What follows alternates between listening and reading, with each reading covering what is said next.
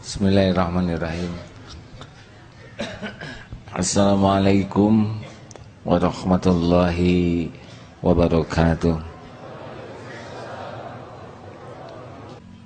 Ujian hidup ini adalah sesuatu yang mesti dijalani. Kepastian, tidak ada satupun yang tidak melewati ujian hidup.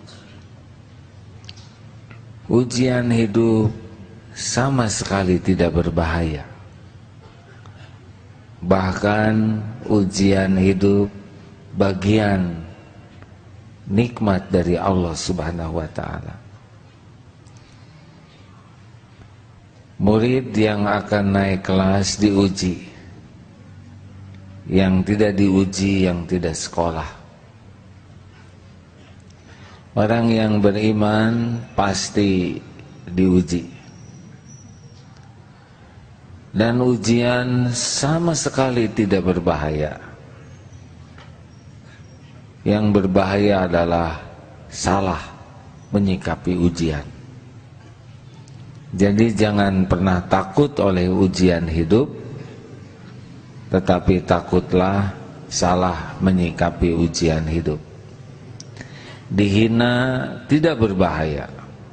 Yang berbahaya adalah salah menyikapi penghinaan. Sakit tidak berbahaya. Yang bahaya adalah salah menyikapi sakit. Ditipu orang, bangkrut tidak bahaya. Yang bahaya adalah salah menyikapinya. Tapi selama ini kita menganggap ujian yang bahaya itu yang susah-susah. Seperti disakiti orang, ditipu orang, susah jodoh, sakit. Kita banyak menganggap ujian yang bahaya itu ujian yang tidak enak. Padahal ujian yang tidak enak seperti ini banyak yang berhasil mengemasnya jadi lebih mudah dekat dengan Allah dibanding ujian kelapangan. Kita jarang menganggap naik pangkat itu ujian. Kita jarang menganggap bisa kebeli mobil itu ujian. Kita jarang menganggap anak lulus jadi sarjana itu ujian. Kita jarang menganggap rupawan itu ujian. Kita baru menganggap kalau pesek itu ujian. Padahal mancung itu lebih berat ujiannya. Kita sering menganggap dihina itu ujian. Padahal jauh lebih berat dipuji itu ujian. Kali ini kita tidak membahas yang susah-susah, karena sudah jelas wajah kita wajah susah. Kita akan membahas ujian yang lebih berat daripada susah, yaitu ujian kesenangan. Surat Al-Anbiya ayat 35. Silakan.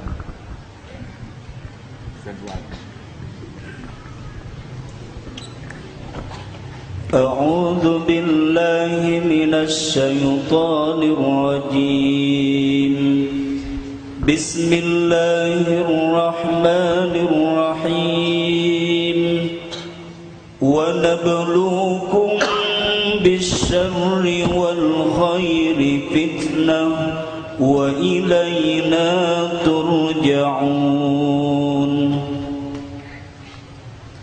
Hamba berlindung kepadamu ya Allah dari segala tipu daya setan yang terkutuk. Kami akan memuji kamu dengan keburukan dan kebaikan sebagai cobaan, dan kamu akan dikembalikan hanya kepada kami.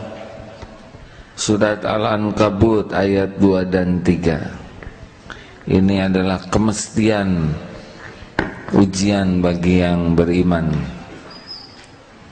Tidak ada seorang pun yang ngaku beriman kecuali pasti akan diuji. Kalau tadi kita dengar,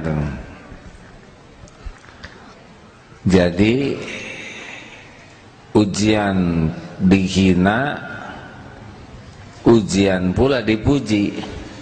Coba mana yang lebih berbahaya? Yang lebih berbahaya itu adalah yang membuat kita semakin lupa kepada Allah, yang membuat kita semakin lalai. Itu yang bahaya. Dihina dengan dipuji, mana kira-kira yang lebih membuat lupa dipuji? Wah, akang ini orangnya soleh, langsung hati ini ya memang sudah garis hidup saya.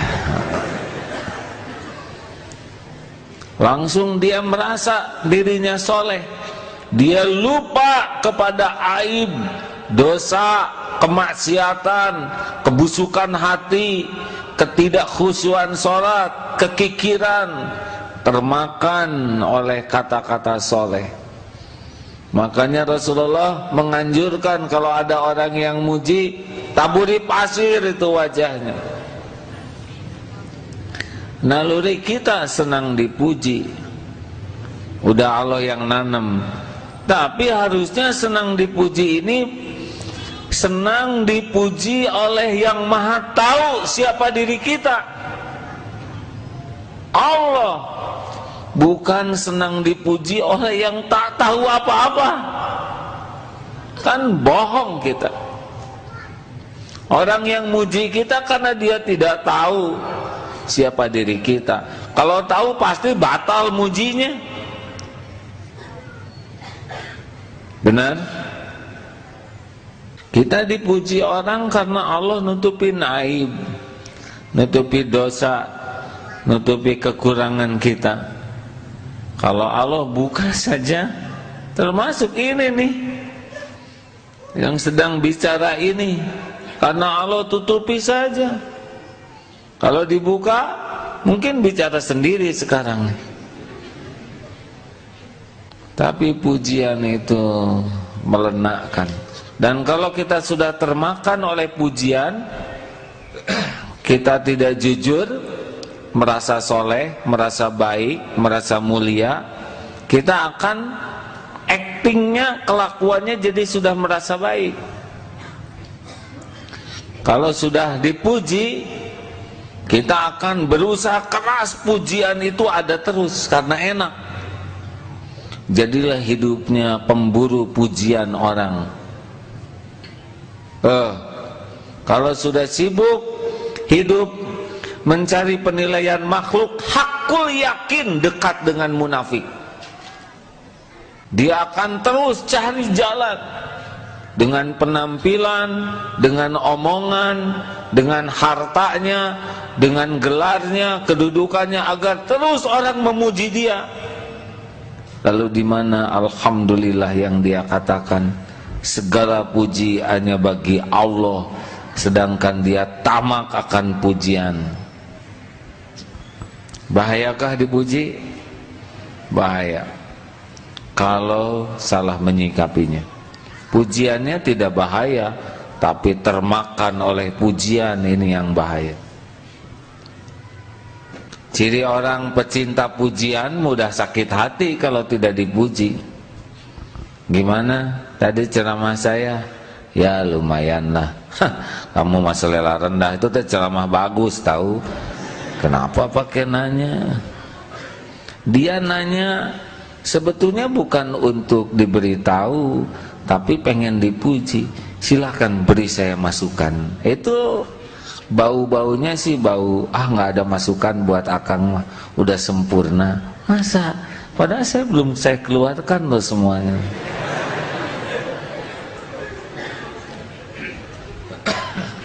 Silakan. Ahasiban nasu an yutraku an yaqulu أحسب الناس أن يتركوا أن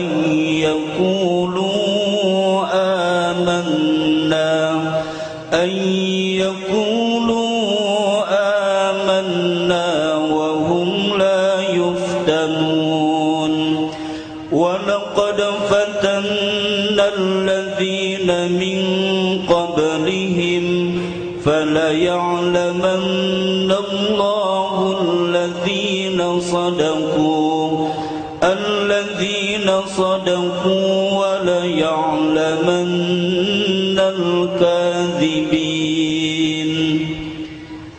Apakah manusia mengira bahwa mereka akan dibiarkan hanya dengan mengatakan kami telah beriman dan mereka tidak diuji? Dan sungguh kami telah menguji orang-orang sebelum mereka, maka Allah pasti mengetahui orang-orang yang benar dan pasti mengetahui orang-orang yang dusta. Jadi ujian ini untuk ngetes nih dari Allah, siapa yang benar, siapa yang dusta, diuji.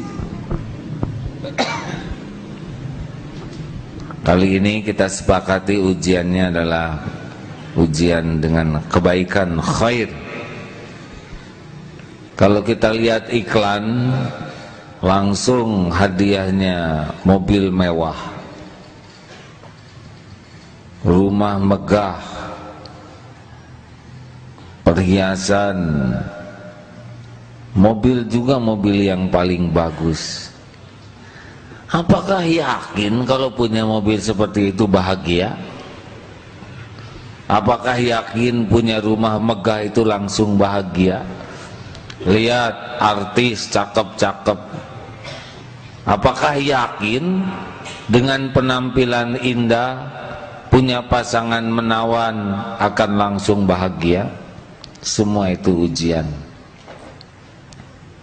Saudaraku sekalian, innama amwalukum wa auladukum fitnah wallahu indahu ajrun azim. Surat At-Taghabun ayat 15. Sesungguhnya harta dan anak-anakmu adalah fitnah, cobaan bagimu.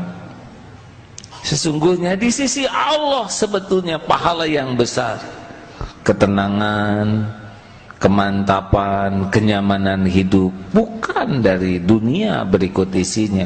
Huwallazi khalaqalakum ma fil ardi jami'a. Allah menciptakan dunia berikut isinya jadi pelayan kita, tapi dunia berikut isinya tidak mengerti bagaimana menenangkan, membahagiakan kita. Mereka cuma benda. Hanya Allah yang mengerti, tahu bagaimana membahagiakan kita. Mobil tidak tahu, dia cuma kaleng, besi, plastik, karet. Dia tidak tahu apa-apa untuk membahagiakan kita. Benar? Tidak tahu. Termasuk pasangan hidup tidak mengerti. Hanya Allah yang mengerti bagaimana kita bisa bahagia. Makanya hanya kedekatan dengan Allah kita bahagia. Sayang sekarang gembar-gembornya adalah kekayaan. Padahal kalau kita lihat sabda Rasul di dalam hadis riwayat Imam Tirmizi, inna likulli ummatin fitnatan. Sesungguhnya setiap umat ada fitnah, ada cobaan. Wa inna fitnata ummati al-mal. Dan sesungguhnya fitnah bagi umatku adalah harta. Coba, ini agak panjang hadisnya. Hadis riwayat Imam Bukhari. Demi Allah, fawallahi, sesungguhnya bukan kefakiran yang aku takutkan atas kalian. Ini Rasul bersabda kepada sahabatnya. Jadi Rasul tidak takut kefakiran atas umat, tapi yang sangat aku takutkan adalah dilapangkannya kehidupan dunia sebagaimana yang terjadi kepada orang sebelum kalian. Kalian berlomba-lomba untuk mendapatkannya sebagaimana mereka dahulu juga berlomba-lomba untuk itu, hingga ia menghancurkan kalian sebagaimana ia menghancurkan orang-orang sebelum kalian. Saya tidak a priori terhadap harta. Harta itu netral. Harta itu netral, dia tidak punya salah apa-apa. Gelar itu netral, dia tidak punya salah apa-apa. Jabatan itu netral, dia tidak punya kesalahan apa-apa. Yang bahaya adalah kita salah menyikapinya. Sekarang banyak pelatihan, kita harus kaya. Kekayaan diukur dengan membeli mobil bagus, dengan rumah megah, mewah, dengan aksesoris yang serba dinilai oleh uang. Itu justru cobaannya. Coba kita tes nih. Saudara sudah punya mobil bagus belum? Ini masalahnya. Kalau belum tuh ingin nyoba punya, ya kan? Kita boro-boro punya mobil bagus. Nih, dengar cobaan, jujur ya. Kita belum punya mobil, tiba-tiba dijemput oleh teman pakai mobil bagus, tipe terbaru, mewah. Jujur, ada rasa bangga tidak? Ada. Bayangkan itu. Padahal teman ini itu adalah supir di bengkel. Bagian ngetes mobil rusak. Bayangkan berlipat-lipat kan ngaconya kita. Udah jelas tahu ini teman juga nebeng. Kita nebeng, jendela dibuka supaya dilihat. Padahal semua tetangga tahu dia nggak punya mobil itu. Begitulah fitnah dunia. Dijemput mobil bagus, yang jelas itu juga bukan punya yang nyupirnya. Kita ngerasa keren, pengen di depan, kalau bisa jendela dibuka, dadah. Apa ini? Coba jujur. Ini kan kekonyolan, benar. Kita apa-apaan, tapi rasa itu kadang ada. Benar kan? Lucu kan? Udah jelas nebeng, yang bawanya juga pinjem, dan mobil itu belum lunas. Ini lebih parah lagi, ada bertubi-tubi. Diundang saudara di hotel, padahal hotel bintang 5 ada rasa beda dibanding dengan diundang di Cikeme, di Gang Sukaesi, maaf yang namanya sama, RT 2 garis miring yang banyak garisnya. Tertekan keundangan ini, udah bau-bau pecinta dunia. Mendapat undangan dari Kementerian Peranakan, bangga ya. Saya harus nyebut yang tidak ada, hadirin. Maaf, saya sedang ada acara makan siang dengan Menteri Peranakan, bangga. Padahal yang makan tuh 500 orang, dan dia kebagian paling pojok nasi bungkus, tapi tetap saja. Gini nih kita nih, membangga-banggakan sesuatu yang enggak jelas sama sekali. Tadi membanggakan kaleng punya orang belum lunas. Enggak bisa kita hidup begini, benar? Halo? Kita harus hidup normal. Tadi tidak normal. Orang yang tamak akan penilaian orang tidak normal hidupnya. Harus normal kita hidup ini, setuju? Bukan tidak boleh punya mobil mewah, tapi Sebelum saya lanjutkan, saya mau ngetes dulu kepada saudara. Tenang, jangan takut salah ya. Saya cuma ingin tahu saja, kalau mendengar kata orang kaya, apa yang terpikir? Ada udah di Cung, siapa yang mau? Apa aja yang terpikir? Orang kaya, Cung. Acungkan tangan hadirin. Ya, apa Pak? Bahagia. Bapak belum nyobain sih ya. Bapak sudah nyoba kaya belum? Belum, pantesan ya. Nggak apa-apa, hak Bapak nyebut gitu. Kalau Bapak lihat nanti orang kaya, pasti ingin seperti Bapak. Ada bos pulang ke rumah lihat supir tidur pulas sekali. Saya mah nggak bisa tidur, mikirin perusahaan. Lihat tukang beca, padahal posisi tidur beca tuh rumit. Iya, hadirin tidak jelas kan? Kaki di mana, kepala di mana, pulas atuh. Yang punya Mercy belum tentu pulas Pak, karena cicilannya itu. Cung, siapa yang mau? Saudara bebas pikir tentang orang kaya, apa yang terpikir? Cung, ayo siapa? Ya, banyak harta. Eta mah udah jelas namanya juga kaya. Yang rada ini, rada detail dikit ya, Dek. Kan? Pelit. Ada pengalaman tersendiri nih ya. Wah, ini saya jadi pusing sendiri nih ceramah ini. Dek, silakan Pak. Kan? Kaget? Oke. Kaget gimana maksudnya? Pas lihat orang kaya kaget gitu. Oh, kita orang miskin. Ya, memang hak masing-masing mau ngomong apa aja. Yang jelas saya tidak akan nanya lagi hadirin ya. Oke, udah pelit, kaget tuh. Yang jelas mah saya pusing hadirin ya. Gini, nggak diterusin lah pertanyaannya. Ustadz Roni apa aja lah, ini Ustadz aja.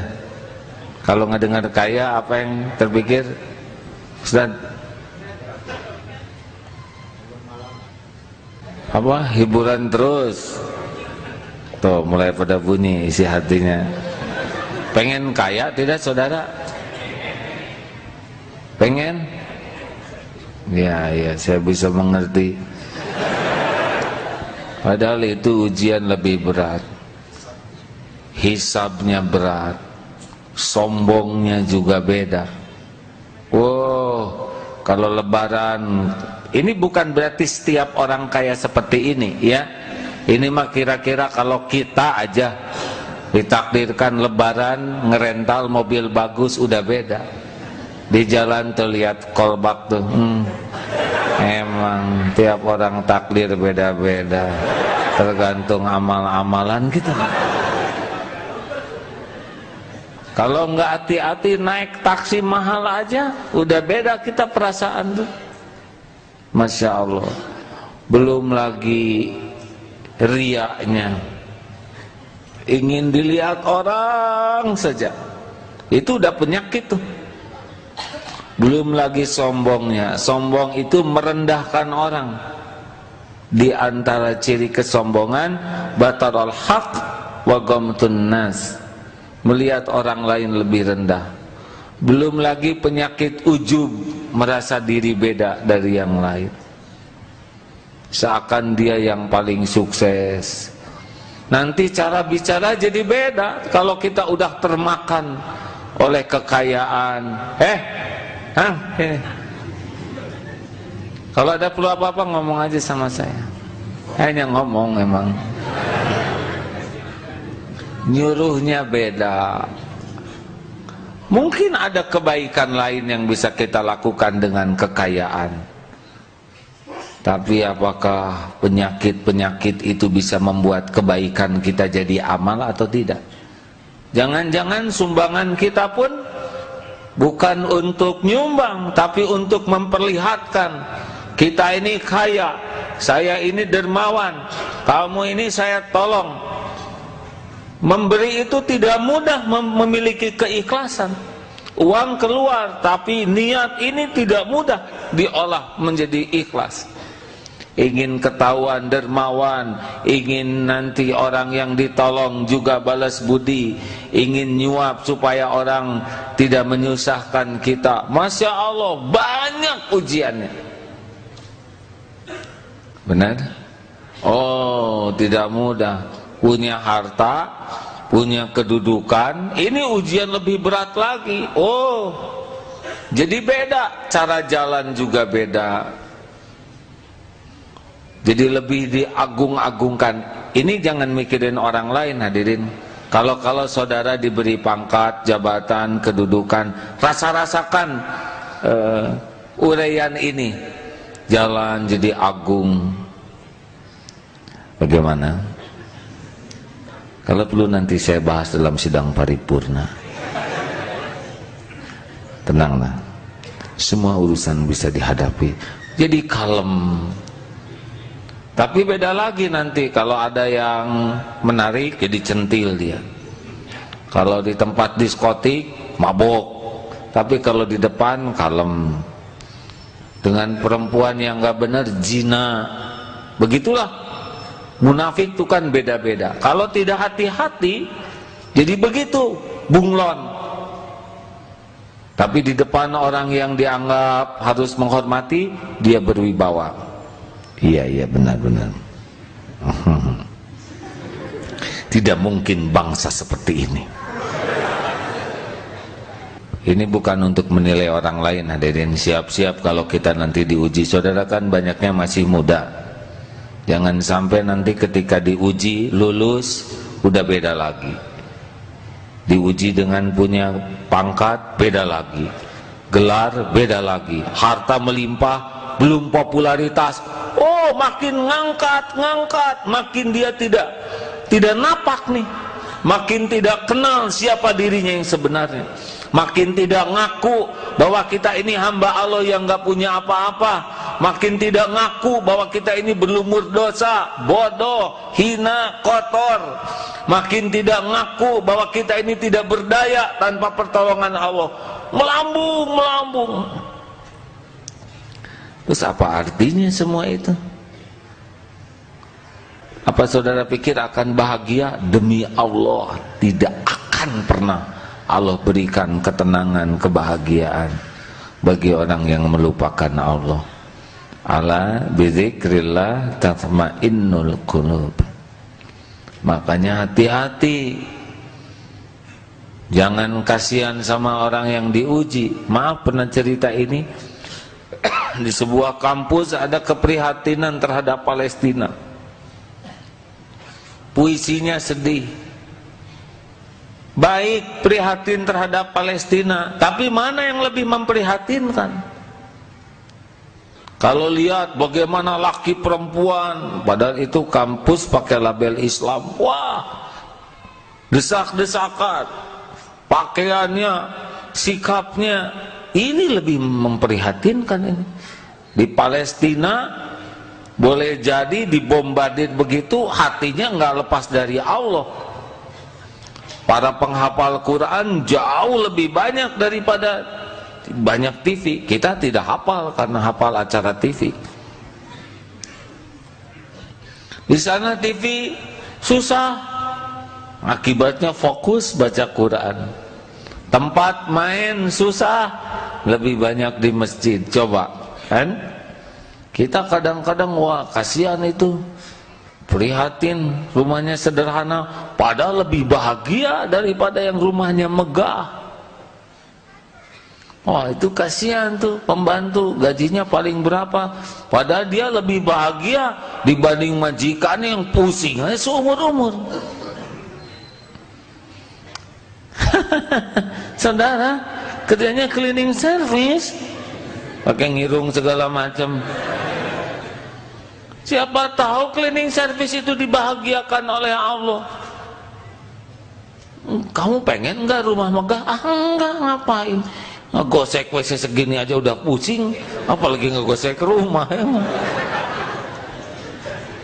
Kalau Allah sayang kepada hambanya, dibikin hamba itu nggak banyak keinginan kecuali ingin apa yang Allah sukai. Itu enak. Banyak orang yang menderita tuh karena kemakan oleh keinginannya. Jadi nikmat yang ada nggak ternikmati. Kisah kambing 99.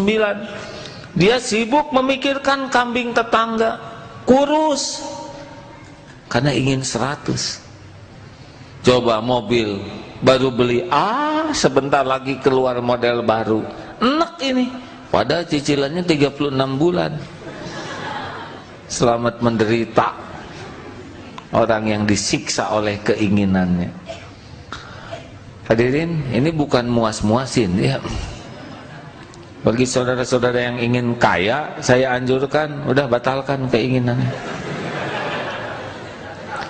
Pertama, belum tentu saudara punya takdir kaya ya. Jadi ingin gimana dong? Ini saya baru habis pelatihan menjadi kaya super cepat. Enggak lah. Kita mah nggak usah pengen jadi orang kaya. Orang yang hidupnya berkah aja udah cukup.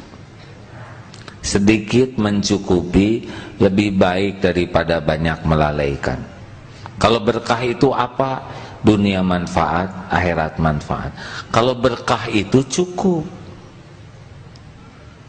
Ilmu cukup ini penting daripada ilmu kaya. Kaya itu nggak jelas ujungnya. Orang kaya itu belum tentu berkah. Orang berkah kaya dia. Orang kaya tuh yang bisa cukup, ya kan?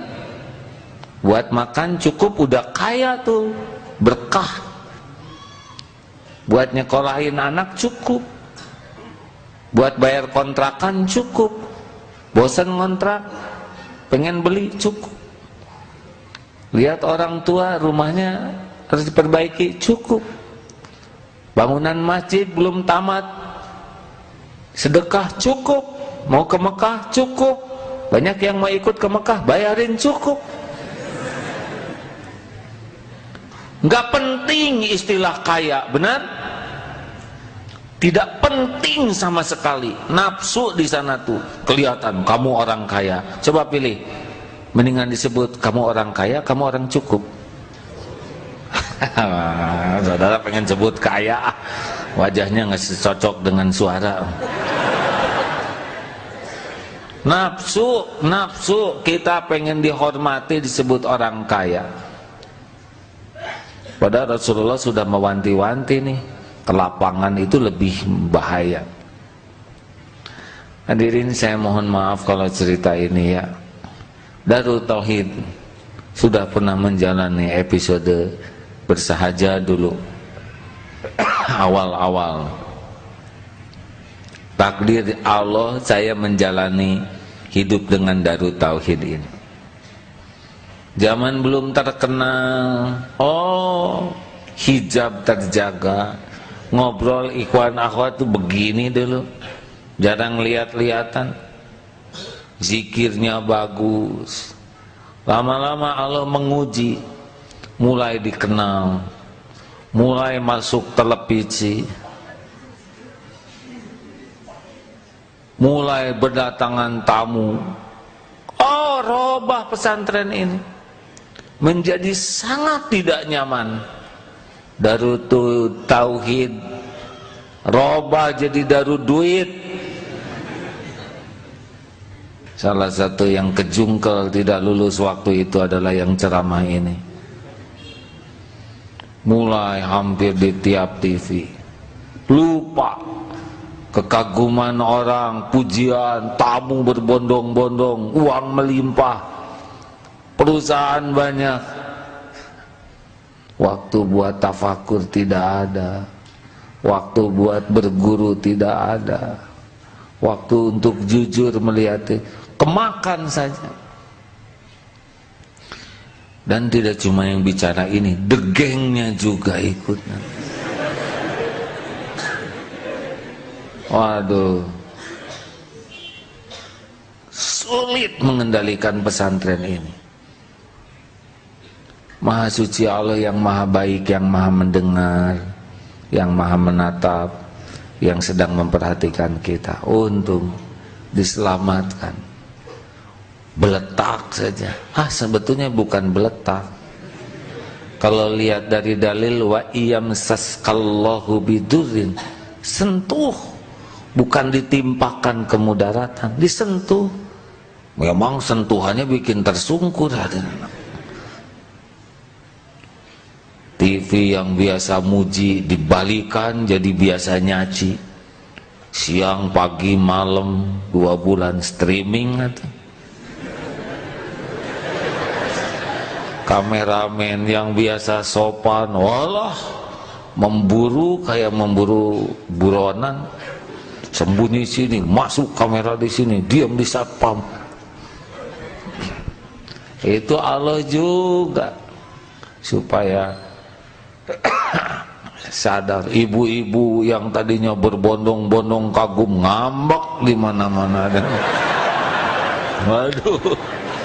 Yang dulu antri mau dipotret, dirobek potretnya. Allah nolong, daripada potret itu jadi biang ujub, robek lebih aman. Tapi sekarang mulai antri lagi nih beberapa, minta ganti yang dulu katanya. Tidak, saya sudah sadar sekarang. Uang, perusahaan banyak, biang ujub, babak belur, satu persatu mati, mau hidup segan. Begitulah cara Allah menyelamatkan. Dan demi Allah, sekarang silakan tanya ke teman-teman, ke anak-anak, mudah-mudahan jawabannya jujur, jauh lebih nyaman. Benar Ustadz Fuad? Jujur Ustadz Fuad, Allah lagi mendengar. Jangan katakan sesuatu yang tidak jujur. Berani jujur Ustadz? Katakan sesuatu. Mulia di mikrofon. Iya. Ya. Iya apa harus jelas Ustadz? Ustadz sudah berapa lama di sini? 7 tahun, jalan 7 tahun. 7 tahun. Berarti zaman heboh dulu masih ada ya, sudah masuk? Ikut masuk TV ya. Oh iya. Bagian apa Ustaz? Benarkah bahwa gelimang kemudahan, kelapangan jadi ujian? Silakan jawab Ustaz, jujur. Iya, benar sekali. Katakan lebih lengkap atuh. Ya dulu memang orientasinya terkadang memang uang, nggak begitu. Tapi sekarang alhamdulillah ya dicontohin juga oleh AA, begitu melihat bukti, jadi insya Allah mudah-mudahan on the track begitu AA. Lebih tenang mana? Insya Allah yang sekarang. Dulu kan uangnya lebih banyak Ustaz. Sekarang ada susah ngundang kan? Gimana, lebih tenang sekarang? Iya. Yakin? Alhamdulillah. Yakin? Yakin insya Allah. Saya sebetulnya tidak membutuhkan pengakuan diri saya sudah robah, karena kalau saya membutuhkan pengakuan berarti juga belum berubah karena Allah ya. Cuma hanya sebuah fakta saja bahwa ujian duniawi yang datang itu benar-benar lebih mudah membutakan hati. Itu saja intinya. Kemana-mana. Bukan berarti kita harus miskin. Salah ini juga. Wah kalau gitu kami ingin jadi fakir miskin, itu juga belum tentu selamat saudara. Yang udah fakir miskin kerjanya minta-minta, ngupil, nyolong, udah salah juga.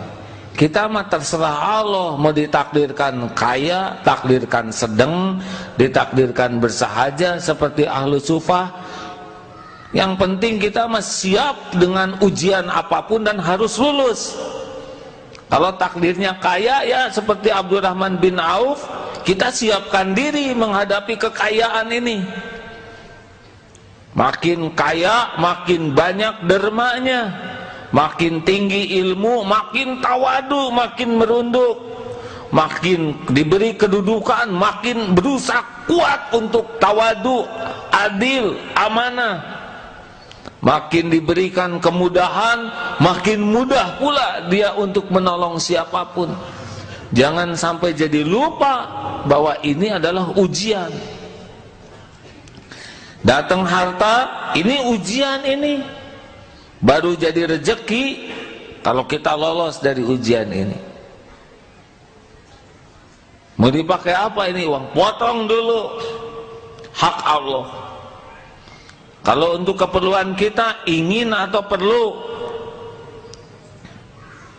Perlukah kita membeli sepatu seharga 5 juta? Yakin gak khusus sholatnya? Enggak. Duduk di dekat rak sepatu terus. Ruku juga. Bahaya. Belum makomnya udah. Yang normal-normal saja. Perlukah kita beli mobil mahal? Tergantung keperluannya apa. Mungkin saudara ingat helikopter, karena kita ngirit beli helikopter yang murah, yang 1 miliaran, tapi ya nggak bisa terbang dia. Buat apa helikopter kalau digotong oleh santri ya? Ustadz Fuad mau ceramah naik helikopter kan kurang enak, jadi sisingaan. Nah, beli yang 10 miliar tidak apa-apa kalau itu perlu dan wajar. Ya. Jadi ini bukan masalah mahal atau murah, tapi melampaui keperluan atau tidak. Sendal jepit 10.000, kaki sepasang, tapi di rumah 15 sendal jepit. Ini mewah. Karena keperluan kita cuma berapa pasang, paling 2-3 pasang untuk cadangan, ya. Tapi kalau sudah melampaui itu sudah mewah. Saya tidak bermaksud ikut campur dengan pengajian ibu-ibu, karena saya lelaki. Tetapi boleh dievaluasi. Kalau mau pengajian, lebih sibuk mempersiapkan mendapat ilmu atau lebih sibuk mempersiapkan seragam supaya kelihatan bagus dalam pandangan orang?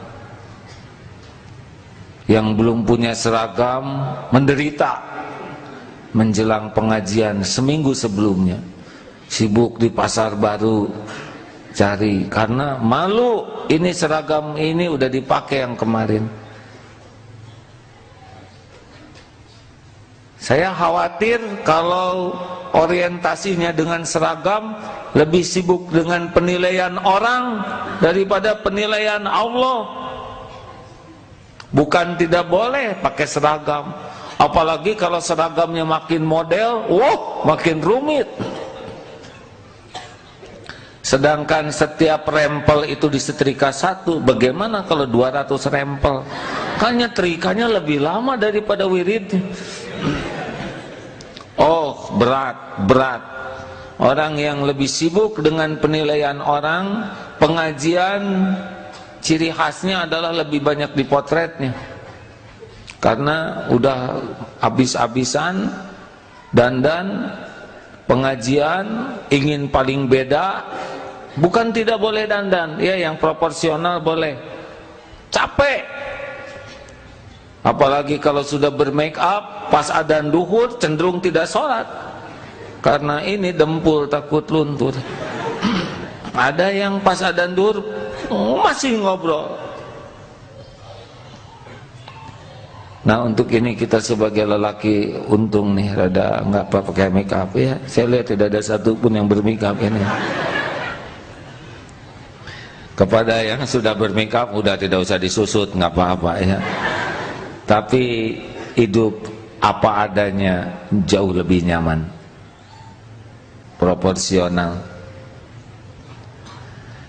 Kepada saudara-saudara, saya mohon maaf, tidak bermaksud untuk mematahkan semangat untuk kaya. Silakan saja, asal saudara tahu ujian apa yang bakal saudara dapatkan. Hisabnya berat. Keinginan untuk membeli kalau uang ada cenderung lebih dari keperluan. jadi keinginan, beli ini, beli itu, nanti jadi israf, menjadi berlebihan, nanti jadi mubazir. Itu sudah jadi kawannya setan.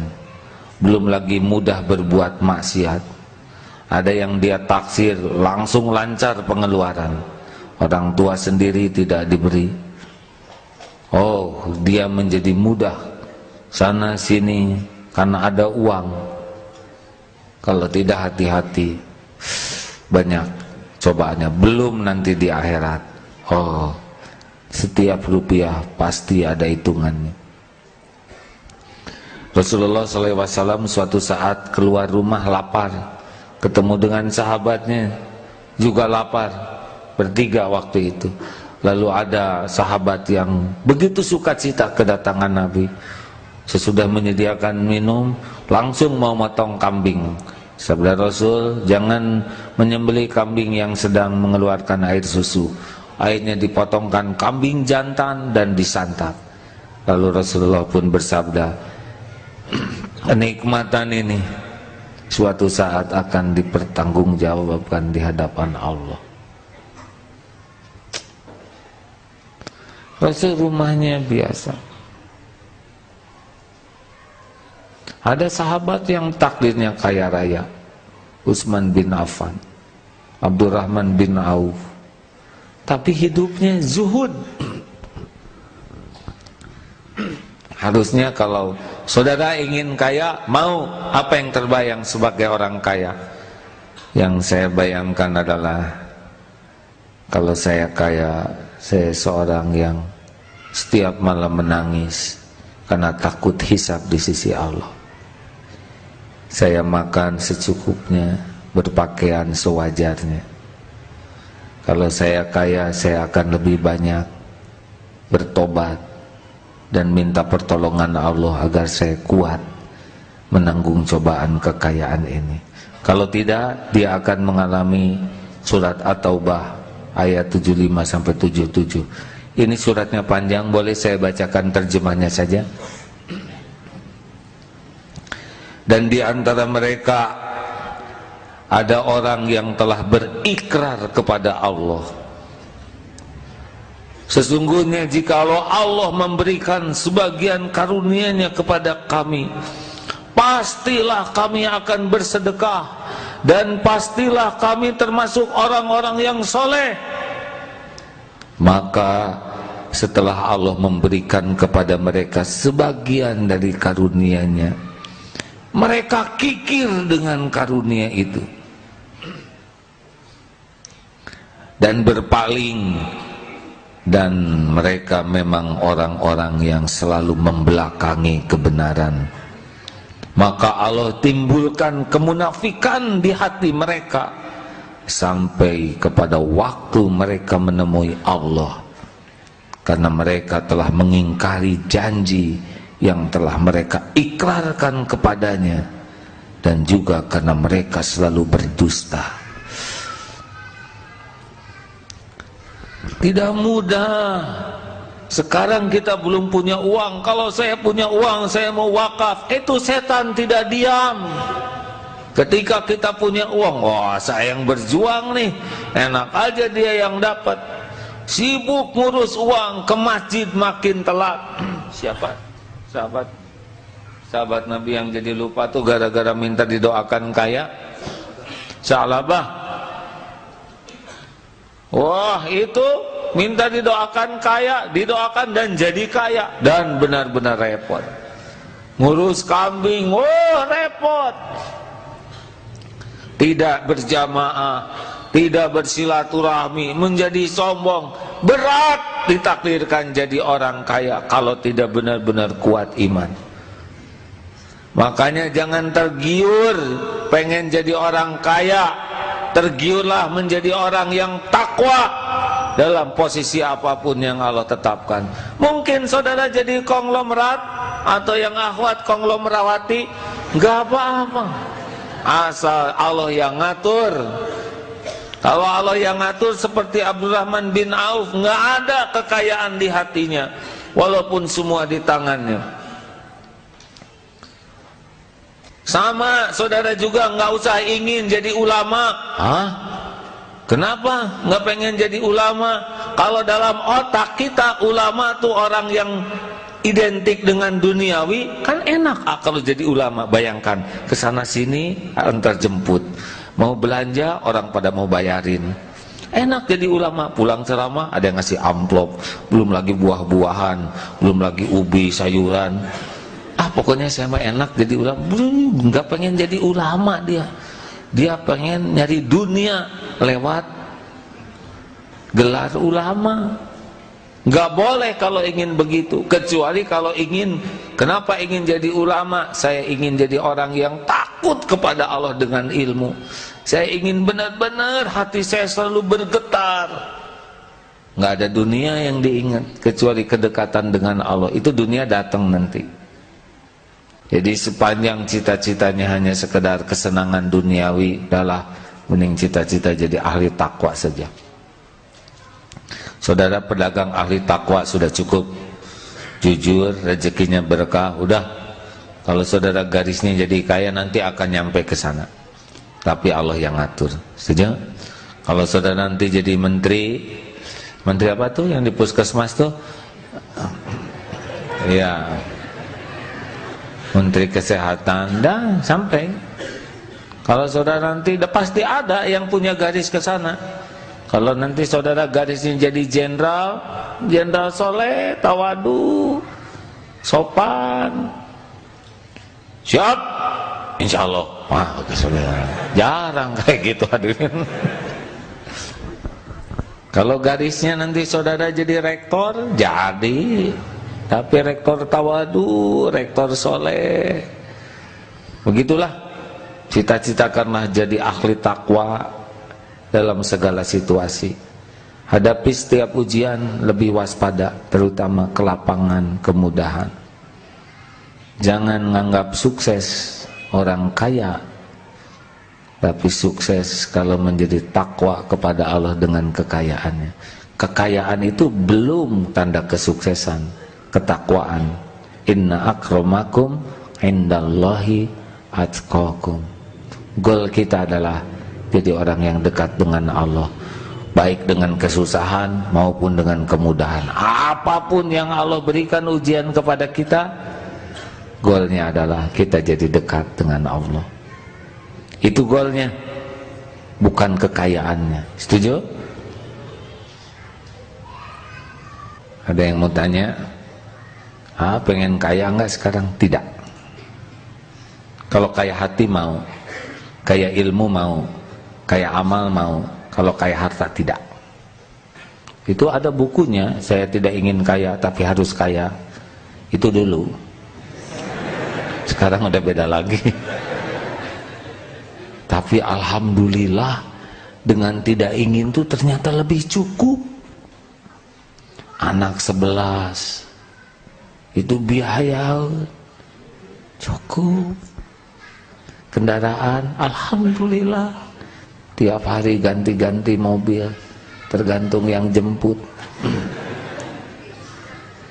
Alhamdulillah, perlu apa aja, asalnya ada. Dan memang gak banyak lagi keinginannya. Pengen apa sekarang?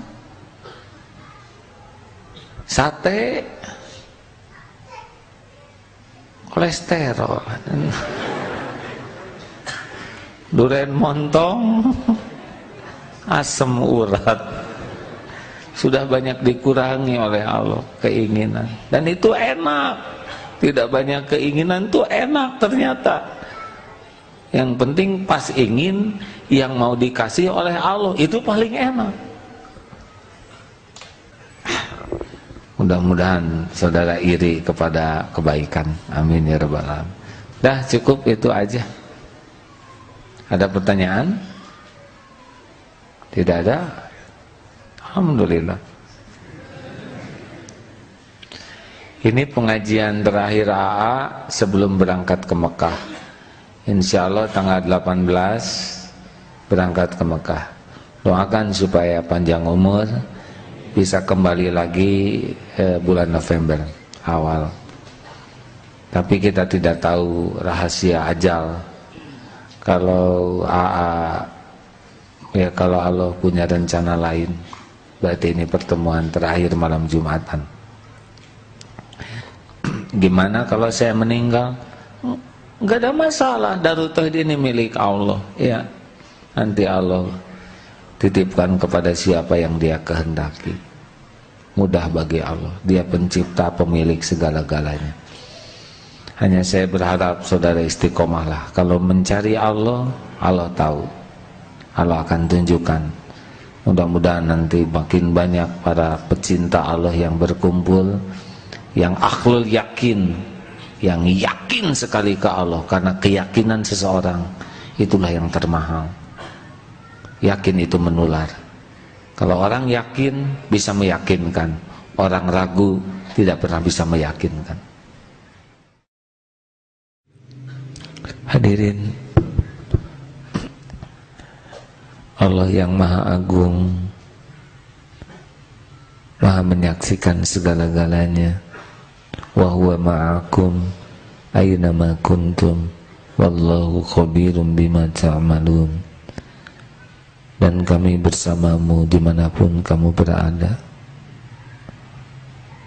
Dan kami mengetahui, menyaksikan, melihat apapun yang kamu lakukan. Pasti Allah sedang menatap kita. Pasti. Kita pun berkumpul di sini dengan izin Allah. Allah tahu siapa diri kita yang sebenarnya. Ya Allah, astagfirullah. Allahumma inna nas'aluka taubatan nasuha ya Allah. Allahumma inna nas'aluka taubatan nasuha. Allahumma inna nas'aluka taubatan nasuha wa taubatan qoblal maut ya Allah, wa rahmatan indal maut, wa maghfiratan ba'dal maut ya Allah. Allahumma hawwin alaina fi sakaratil maut. Allahumma inna nas'aluka husnal khatimah wa na'udzu bika min su'il khatimah. Allahumma inna nas'aluka ridhoka wal jannah wa na'udzu bika min sakhatika wan nar. Allahumma ighfir lana wa liwalidina warhamhum kama rabbawna shighar. Ya Allah ya Syafi, berikan kesembuhan bagi yang sedang sakit. Ya Allah ya Ghani, bukakan pintu rezeki yang halal berkah. Ya Fatah, bukakan jalan keluar yang terbaik. Ya Allah ya Hayyu ya Qayyum, lepaskan dari lilitan hutang. Berikan jalan keluar yang berkah. Mudahkan segala urusan yang kau sukai, jauhkan dari segala urusan yang kau murkai. Rabbana atina fid dunya hasanah wa fil akhirati hasanah wa qina adzabannar. Ya Allah, Allahumma ighfiril mu'minina wal mu'minat wal muslimina wal muslimat al ahya'i minhum wal amwat. Rabbana taqabbal minna innaka antas samiul alim wa tub alaina innaka antat tawwabur rahim. Subhana rabbika rabbil izzati amma yasifun wassalamun alal mursalin walhamdulillah. Alhamdulillah ya Allah, alhamdulillah, alhamdulillah.